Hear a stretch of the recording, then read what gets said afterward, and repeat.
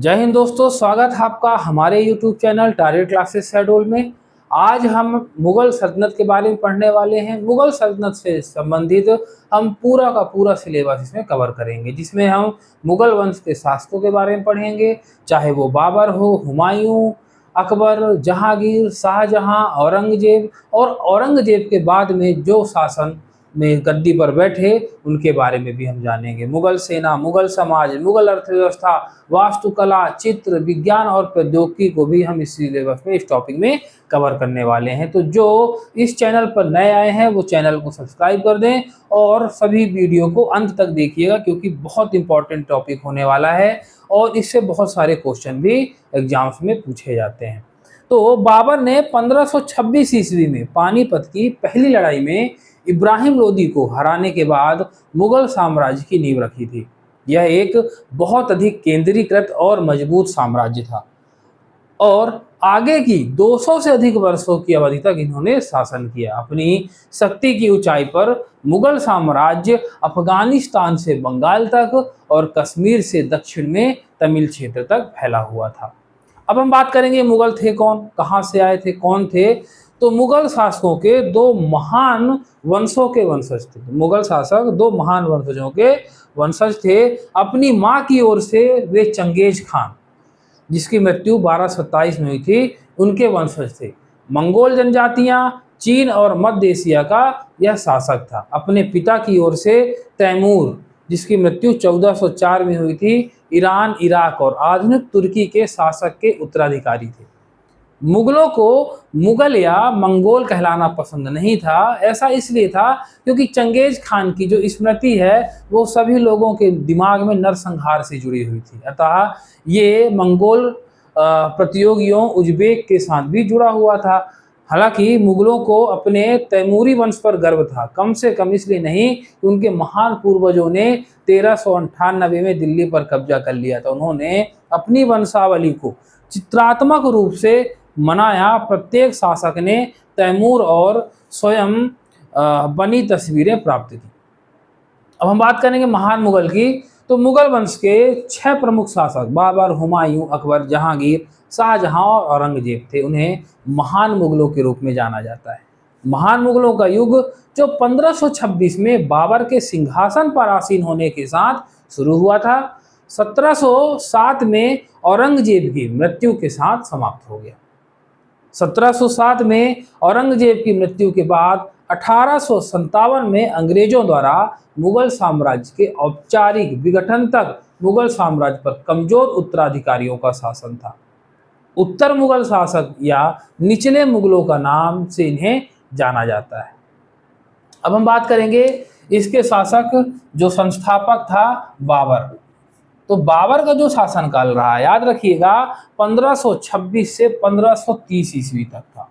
बाबर ने भारत में 1526 से 1530 ईस्वी तक सिंहासन पर उसने गद्दी संभाली। इसका मूल स्थान फरगना, ये फरगना से आया हुआ था, ये फरगना का निवासी था। याद रखिएगा, बाबर फरगना का निवासी। फरगना अर्थात ट्रांस ऑक्सियाना में एक छोटा सा राज्य, वहां का ये निवासी था। इसका पूरा नाम जहीरुद्दीन मुहम्मद बाबर। बाबर का पूरा नाम जहीरुद्दीन मुहम्मद बाबर था। भारत में बाबर 1494 ईस्वी 12 साल की उम्र में फरगना सिंहासन पर चढ़ा। मध्य एशिया में अस्थिरता के कारण वह फरगना और समरकंद को उज्बेक प्रमुख सैबानी खान से हार गया। वर्षों तक भटकने के बाद इसने 1504 में, याद रखिएगा, 1504 में इसने क्या किया, काबुल पर कब्जा कर लिया। काबुल पर कब्जा कर लिया और बादशाह की उपाधि धारण की। फिर वह अपनी महान संपत्ति के कारण और अपनी वित्तीय कठिनाइयों को दूर करने के लिए भारत की ओर चला गया। तो बाबर द्वारा कई लड़ाइयां लड़ी गई भारत में, जिनमें पहला है सबसे फेमस पानीपत का पहला युद्ध। पानीपत का पहला युद्ध जो 1526 ईस्वी में हुआ था और यहीं से बाबर जो है भारत में प्रवेश कर गया और यहाँ पर जम गया। तो पानीपत की पहली लड़ाई हुई थी 20 अप्रैल 1526 ईस्वी में बाबर ने पानीपत में दिल्ली के सुल्तान इब्राहिम लोदी के साथ युद्ध किया। उसने उसे हराया और दिल्ली और आगरा पर कब्जा कर लिया। दिलावर खान, दौलत खान का बेटा, पंजाब का गवर्नर, और राणा सांगा ने लोदी को हटाने के लिए, विस्थापित करने के लिए बाबर को भारत में आमंत्रित किया था। इस लड़ाई के बाद बाबर ने खुद को हिंदुस्तान का सम्राट घोषित कर दिया। लोदी के 40,000 सैनिकों के खिलाफ बाबर के पास केवल 12,000 सैनिक थे, लेकिन बाबर की सेना का संगठन लोदी के तुलना में कहीं अधिक श्रेष्ठ था। यह भारत में बारूद, आग्नेयास्त्रों और युद्ध क्षेत्र शस्त्रागार से जुड़ी सबसे पहली लड़ाई में से एक थी। उस्ताद अली और मुस्तफा दो तुर्क कुशल बंदूकधारी थे जिनकी सेवाएं बाबर द्वारा सुरक्षित की गई थी। दूसरा है खानवा की लड़ाई।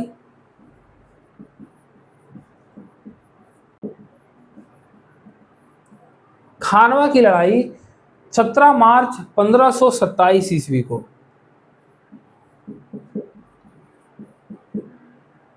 17 मार्च 1527 ईस्वी को लड़ी गई। यह लड़ाई खानवा, आगरा से 40 किलोमीटर दूर में बाबर और मेवाड़ के राणा सांगा के बीच लड़ी गई थी। राणा सांगा की सेना के खिलाफ अपने सैनिकों के मनोबल को बढ़ाने के लिए बाबर ने युद्ध को जिहाद के रूप में घोषित किया। इस्लाम के पालन का प्रदर्शन करने के लिए इसने अपने शराब के जार खाली कर दिए। सांगा पराजित हो गया और इस युद्ध ने दिल्ली आगरा क्षेत्र में बाबर का स्थान हासिल किया। इसने ग्वालियर और धौलपुर आदि जैसे कई किलों पर विजय प्राप्त की और हसन खान मेवाती से अलवर के बड़े हिस्से पर कब्जा कर लिया। राणा सांगा के खिलाफ अपनी जीत के बाद बाबर ने गाजी की उपाधि धारण की थी। याद रखिएगा कि बाबर ने गाजी की उपाधि कब धारण की? जब वो राणा सांगा के खिलाफ अपना युद्ध जीत जाता है। तीसरा है चंदेरी की लड़ाई। चंदेरी की लड़ाई, चंदेरी जो उस समय मालवा क्षेत्र का हिस्सा था। चंदेरी अशोकनगर जिले में आता है। इस लड़ाई में, ये लड़ाई हुई थी 1529 में। याद रखिएगा, चंदेरी की लड़ाई 1529 ईस्वी में हुई थी। इस लड़ाई में मेदिनी राय, मालवा के राजपूत शासक थे, वो बाबर से हार गए और राजपूत प्रतिरोध पूरी तरह से बिखर गया। इस लड़ाई के बाद राजपूत महिलाओं द्वारा जौहर किया गया था और बाबर ने पूर्वी उत्तर प्रदेश में अफगानों की बढ़ती गतिविधियों के कारण इस क्षेत्र में अपने अभियानों को भी रोक दिया था। फिर बाबर की अगली लड़ाई है घाघरा की लड़ाई। घाघरा की लड़ाई, घाघरा का जो युद्ध हुआ, तो ये घाघरा जो स्थान है वो बिहार के निकट है और ये घाघरा का जो युद्ध हुआ है ये भी 1529 ईस्वी में लड़ा गया। यह लड़ाई 6 मई 1529 ईस्वी को घाघरा नदी के पास महमूद लोदी, इब्राहिम लोदी के भाई के नेतृत्व में अफगानों के खिलाफ लड़ी गई थी। अफगान पूरी तरह से हार गए और बाबर ने नुसरत शाह के साथ एक संधि की। यह बाबर द्वारा लड़ी गई आखिरी लड़ाई थी जिसमें उसे अपनी सेना और नौसेना दोनों शक्तियों का इस्तेमाल किया था। अब बाबर की बात करें तो बाबर एक रूढ़िवादी सुन्नी था, लेकिन वह नक्शबंदियों सूफी ख्वाजा उबायदुल्ला अहरार का अनुयायी था। बाबर फारसी और अरबी भाषाओं का विद्वान भी था। मुबायन का आविष्कार उसके द्वारा किया गया था, जो फारसी में कविता की एक नई शैली थी, और उसके तुर्की में एक दीवान लिखा था। बाबर को आत्मकथा के राजकुमार के रूप में भी जाना जाता है। याद रखिएगा, बाबर को आत्मकथा के राजकुमार के रूप में भी जाना जाता है। उसने अपनी आत्मकथा तुजुक ए बाबरी, बाबरनामा, चगटई तुर्की भाषा में लिखी थी, जिसमें उसने भारत के वनस्पतियों और जीवों का वर्णन किया। सम्राट अकबर के शासनकाल के दौरान मुगल दरबारी अब्दुल रहीम खान ए खानन द्वारा इस कार्य के फारसी का अनुवाद किया गया था। उसने मसनबी भी लिखी थी। बाबर की मृत्यु 1530 ईस्वी में, याद रखिएगा बाबर की जो मृत्यु है वो 1530 ईस्वी में हुई। उसकी मृत्यु के बाद उसका छोटा बेटा हुमायूं ने उसका स्थान लिया। अब मुगल सेना के लिए बाबर द्वारा छोड़ी गई कई समस्याएं भी थी, जैसे प्रशासन को अभी तक समेकित नहीं किया गया था, वित्त अनिश्चित था। अफगान और अन्य प्रांतीय शासक के खान, बिहार के शक्तिशाली अफगान के बहादुर शाह जो गुजरात का शासक था, जैसे मुगलों को भारत से निष्कासित करने की कोशिश कर रहे थे। चगताई रईसों ने इनका समर्थन नहीं किया। अब हम लोग बात करेंगे हुमायूं की। तो हुमायूं का जो शासनकाल है,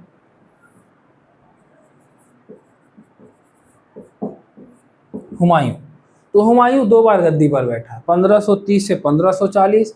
इसके बाद सूरी, शेर शाह सूरी हुमायूं को या मुगलों को भारत से पूरी तरह से खदेड़ देता है। फिर दोबारा से जब शेर शाह सूरी की मृत्यु हो जाती है, उसके उत्तराधिकारी कमजोर पड़ जाते हैं, तो 1555 से 1556 तक, पहले तो 1530 से 1540, फिर 1555 से 1556, ये इसका शासनकाल था। इसका जन्म बाबर और महिमा बेगम से हुआ था, याद रखिएगा, इसका जन्म बाबर और महिमा बेगम से हुआ था। इसकी पहली राजधानी आगरा थी। इसने दिल्ली में दिन पनाह नामक एक गढ़ का निर्माण किया और उसे अपनी दूसरी राजधानी बनाया। इसने दिल्ली में ईसा खान मस्जिद और जमाली मस्जिद का निर्माण कराया था। तो बाबर ईसा खान मस्जिद दिल्ली और जमाली मस्जिद का इसने निर्माण कराया। हुमायूं के कई सैन्य अभियान थे। पहला इसका अभियान था दौरा की लड़ाई।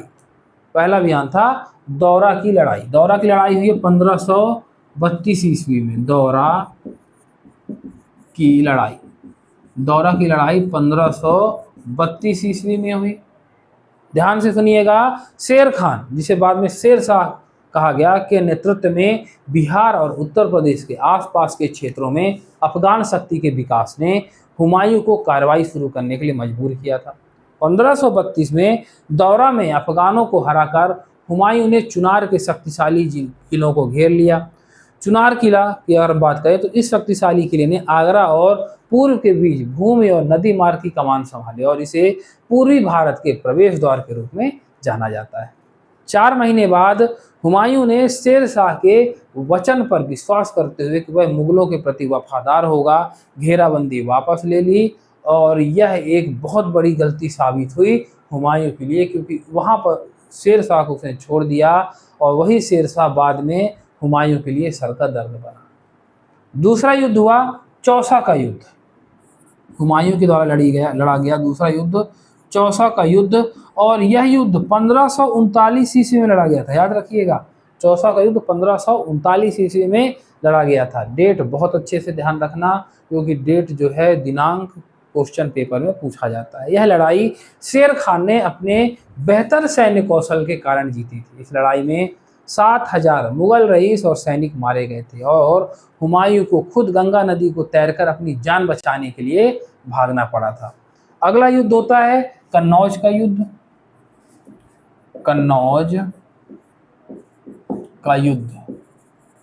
कन्नौज का युद्ध जो हुमायूं लड़ा वो 1540 में लड़ा था। तो कन्नौज की जो लड़ाई हुई है वो 1540 ईस्वी, याद रखिएगा, 1540 ईस्वी में कन्नौज का युद्ध लड़ा गया। चौसा, बक्सर के पास में मुगलों के हार के बाद शेर शाह ने कन्नौज को में फिर से हुमायूं का सामना किया और उसे पूरी तरह से हरा दिया। शेर शाह दिल्ली और आगरा का मालिक बन गया और अपना स्वतंत्र शासन शुरू किया। शेर शाह और उसके उत्तराधिकारियों ने 15 वर्षों तक शासन किया। इस अवधि को दूसरे अफगान साम्राज्य की अवधि के रूप में जाना जाता है। कन्नौज 1540 ईस्वी के युद्ध में हार के बाद हुमायूं दिल्ली से भाग गया और 1540 से 1555 ईस्वी तक निर्वासन में रहा। इसने कुछ समय के लिए मुगल साम्राज्य को समाप्त कर दिया। हुमायूं राज्य के बिना एक राजकुमार बन गया। जब हुमायूं ने 1540 में भारत छोड़ दिया था तो उसने सिंध के रास्ते में हमीदा बानो बेगम से शादी की। जब वह अमरकोट राणा प्रसाद द्वारा शासित एक हिंदू साम्राज्य में वहां पर वो ठहरा था, तो अकबर का जन्म 1542 में हुआ था। हुमायूं तब फारस के लिए आगे बढ़ा और वहां के शासकों से मदद मांगी। वह फारस में सफवीद साम्राज्य के तहत शरण के लिए भाग गया और फारस के शासक शाह तहमासप, याद रखिएगा, शाह तहमासप द्वारा उसका स्वागत किया गया। 1555 ईस्वी में हुमायूं ने अफगानों को पराजित कर मुगल सिंहासन को पुनः प्राप्त किया। 6 महीने बाद 1556 में अपने लाइब्रेरी पुस्तकालय की सीढ़ी से गिरने के कारण उसकी मृत्यु हो गई। हाजी बेगम नाम की उसकी पत्नी ने हुमायूं का मकबरा बनवाया था, जो ताजमहल की एक प्रतिकृति है। हुमायूं की जीवनी हुमायूंनामा गुलबदन बेगम उसकी सौतेली बहन द्वारा लिखी गई। दो फारसी चित्रकार अब्दुल समद और मीर सैयद अली उसके दरबारी चित्रकार थे। तो इस तरह से हुमायूं का जो है शासनकाल चला है, दो वर्गों में बटा हुआ था, दो भागों में। 1530 से 1540 तक वो शासन करता है, फिर सूरी से मार के भगा देता है, फिर वो वापस आता है उसके उत्तराधिकारियों को हराकर 1555 से 1556 तक फिर गद्दी पर बैठता है और उसकी गिरने के कारण मृत्यु हो जाती है। और उस बीच में सूर्य साम्राज्य की स्थापना होती। तो मिलते हैं अपन नेक्स्ट वीडियो में, जिसमें हम जानेंगे सूर्य साम्राज्य के बारे में, सूर्य वंश के बारे में। चलिए, धन्यवाद।